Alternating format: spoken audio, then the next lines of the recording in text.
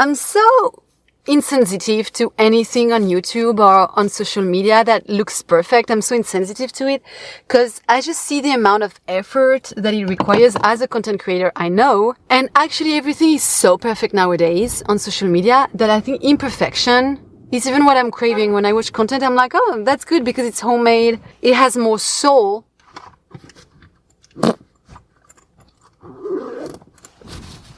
I think I just farted, but I don't think you heard it. I'm gonna have some medication for the headache because no thank you. I'm gonna have to make a video and talk to you right now with that pain in my head. No thank you. And here came the light. Not a lot of light, but a little bit of light. So I'm gonna have to use my phone and put some lighting on my face. I already have a headache, but I'm going to have to put some lighting on my face. Otherwise, you're not going to be able to see anything. I have another lamp, which is a bike lamp for my kitchen, but it doesn't have battery anymore. And I'm too lazy to charge it because it's a USB cable.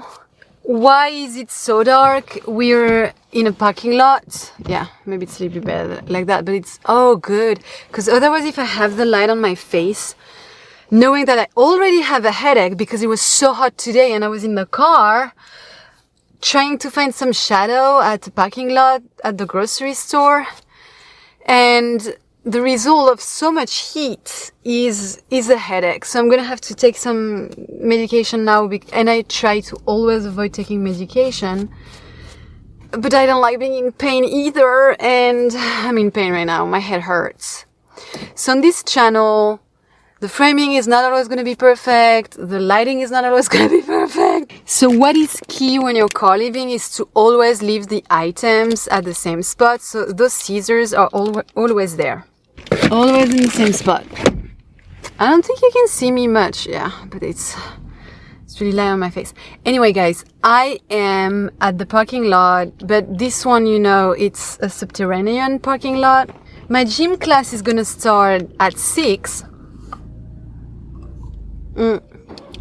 Fuck. There's someone that just parked right behind me, and I'm not a fan of people being able to see that I'm in my car. I was telling you that I have a biking class at 6 p.m. It's going to be my second class today because I already did a biking class this morning at 9:30. But I cannot just handle being in my car all day, so I'm going to take a second class at the gym today and just escape the car. I did not mind doing just one class at the gym in the winter because I could, you know, just find shelter in my car because it was a bit colder, it was windy, and this would be like a cocoon, like a safe sanctuary, and I would actually really love having that safe place, that sanctuary. If you hear an engine next to me, someone just parked and left the engine turned on. In a subterranean parking lot. Great. That's why I have a headache. It's because of all the fumes as well. When you're on a parking lot all day, the fumes, he's next to me with his engine turned on. Jesus. That's something that drives me crazy with car living. It's this.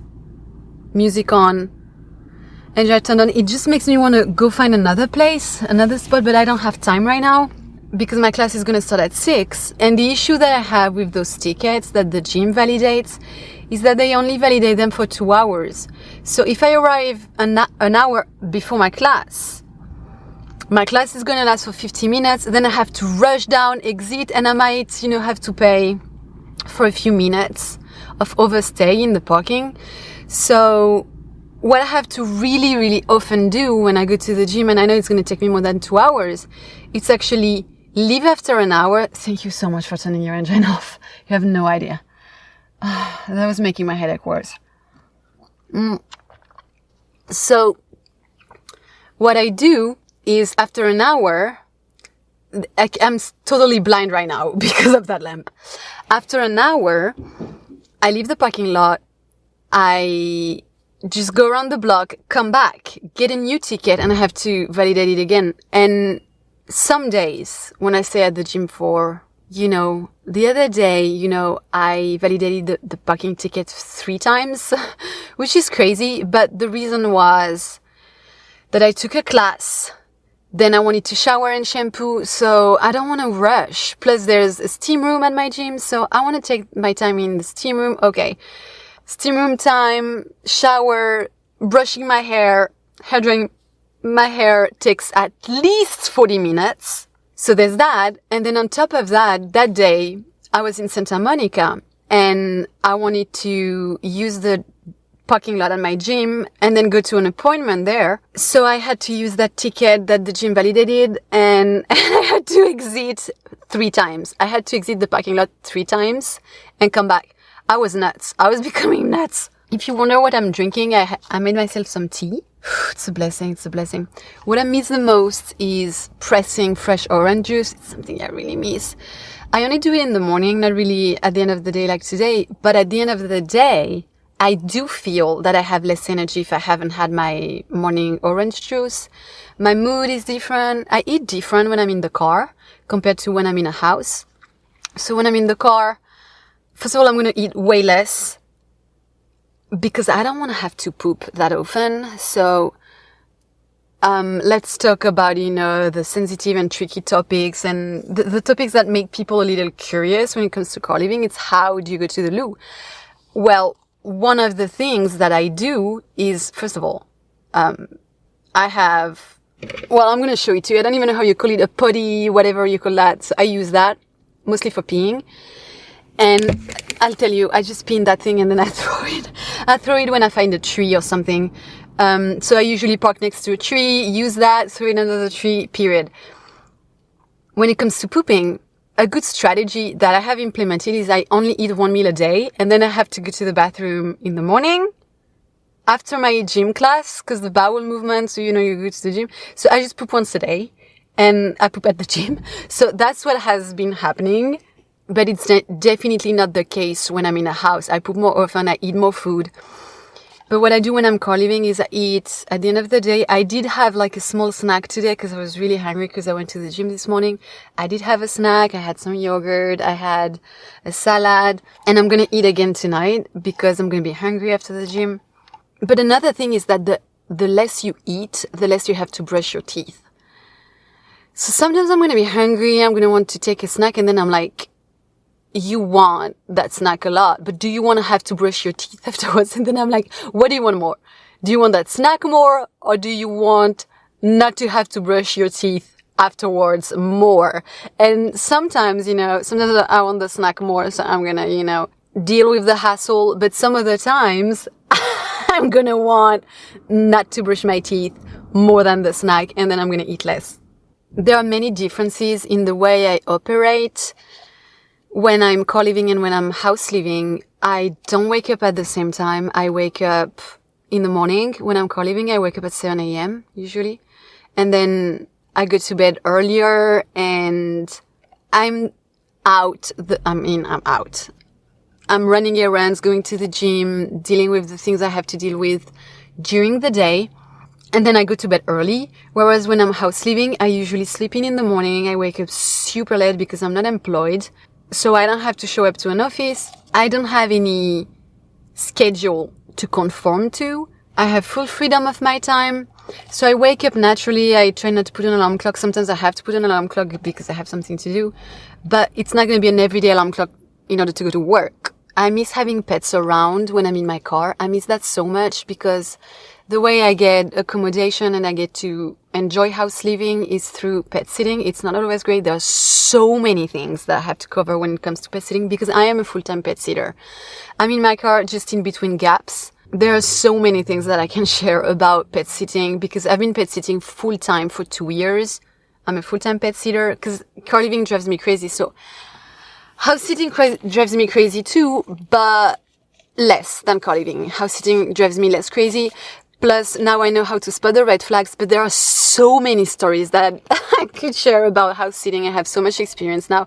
It's not something I glamorize. I don't glamorize pet sitting at all. It's really hard. You're in people's houses. You constantly feel like a guest, like a parasite almost, like you're using their facilities. Even though you're doing a job, it doesn't feel home. You're in someone's home. And you're taking care of their pets. I'm sorry if I'm looking to my left, but there's someone driving. Okay. So I'm never fully comfortable when I'm hosting. I never feel fully home, but I do get to enjoy a pet. And oh my God, does it change my day for my mental health? Oh my God, does it make a difference? I absolutely adore dogs. I try to dog sit more than cat sit because I've noticed that for my mental health and for my mood, walking the dog, having a person, it's literally a person, having a person in your life.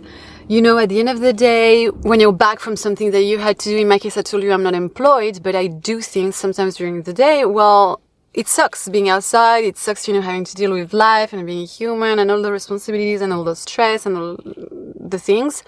And then you go home and there's a little cute person waiting for you. Oh my gosh, so much love. So I absolutely adore dogs. I try to dog sit more, but I've been cat sitting a lot for logistics reasons and responsibility reasons because cats are way more low maintenance. And even though they don't fulfill me as much as dogs, their best quality is that they are independent and that you don't really need to pay attention to them as much as you have to pay attention to a dog. And the walking, sometimes it's crazy. It's something that I'll mention when I do my video about house sitting. I don't apply to jobs where you have to walk the dog 4 times a day, 6 a.m., 10 a.m., 2 p.m., 8 p.m. I don't do those things. I'd rather cat sit and just clean a litter box, give wet food to a cat, play with a cat, but I'm not going to be a freaking slave when it comes to walking your dog. So if I dog sit, it's because the dog is low maintenance, it's senior, or it's a small dog and it's not as much as high energy as a young, bigger dog would be. And that would require like to really, really be out and run and, you know, be hyperactive all day, every day. Cause I've done that sometimes. I was desperate. I had nowhere to go. I didn't want to spend 10 days or 2 weeks in my car. And I said, okay, I'm going to take this house seat. And it would be with 2 big dogs, a shepherd, a husky in the same household.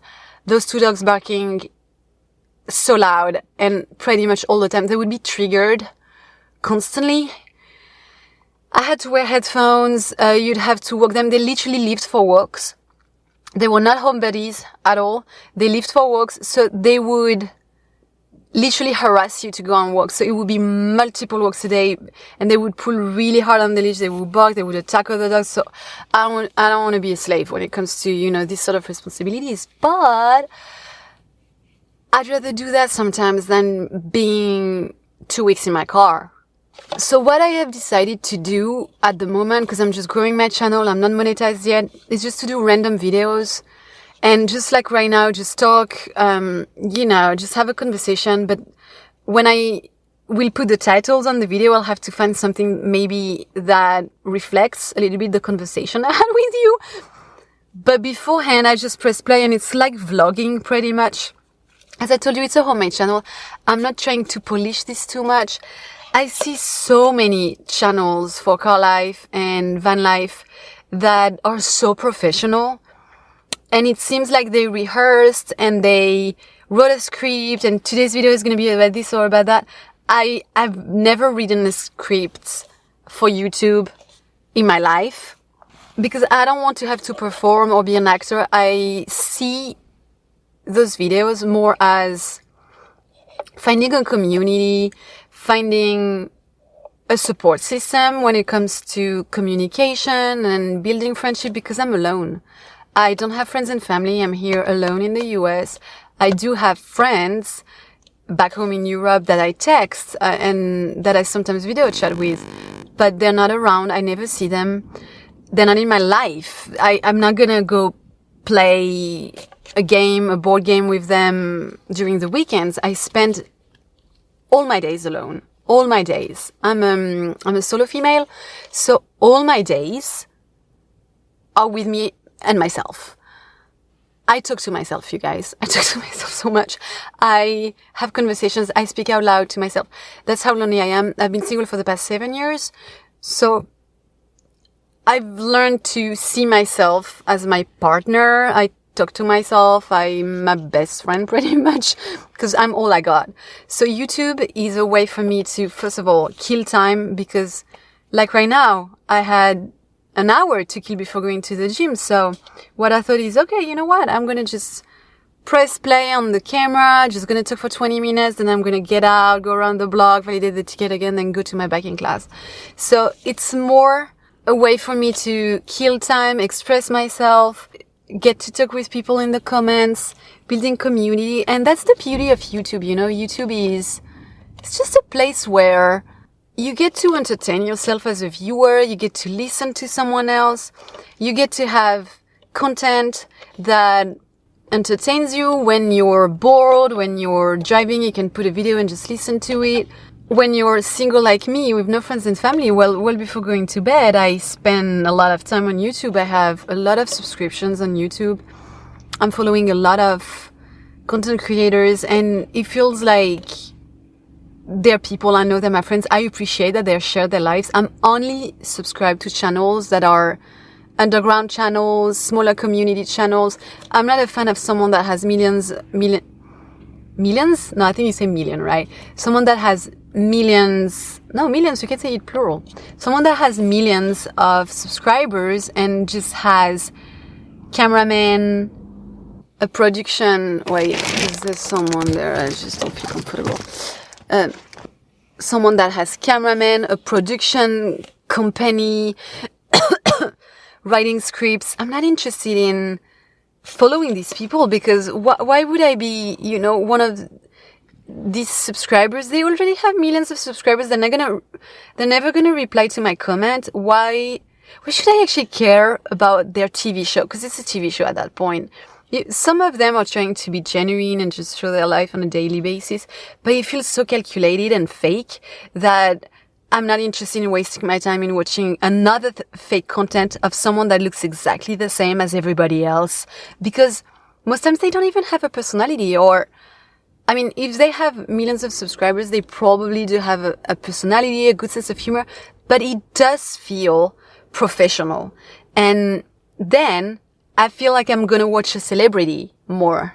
Like, it's gonna be a relationship of me passively watching a celebrity, but I'm not gonna feel like I'm connecting with them. Like, there's some random person that I could be friends with, that I'm interested in knowing how their story is gonna go. You know, it's like, when you're a small content creator, you're taking people along with you on your journey, and it just feels more natural. It feels more like a family sort of vibe. You know what I mean? So I'm gonna have to go now because, let me check the time. Yeah, I'm gonna go because I have 20 minutes before my biking class starts. I have to, you know, those bikes, you have to prepare them. I have to get out of here, get a new ticket, run the blog. It's a 10-minute story. Thank you so much for watching, and I'll see you in the next one. Bye.